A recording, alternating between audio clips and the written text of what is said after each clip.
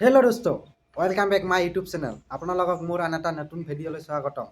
আপোনালোকে কৰিশ্মা নাথৰ নামটো শুনিছাই, আপোনালোকে তাৰ পেপে শুনিছা। আজি সি পেপেৰ কাৰণে ভাইৰেল হৈ গৈছে। তো সি নাগাৰা নামৰ সৈতে চাগে তাৰ চাইছা, চবেই জানে সি পেপে। আজি পেপে মানে কৰিশ্মা নাথৰ নামটো চবেই গম পায়।